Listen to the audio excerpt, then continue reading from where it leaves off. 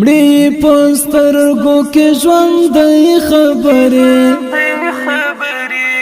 اوخ کو راتو کړي ګړند خبرې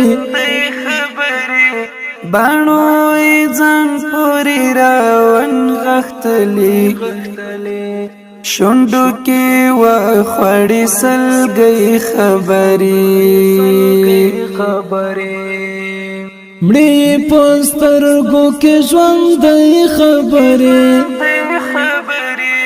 اوخ کو راتو کړي ګړند خبرې بانو ځان پوری راون غختلی شوندو کې و خړې سلګي خبرې سنا زولې صدرانو خلکو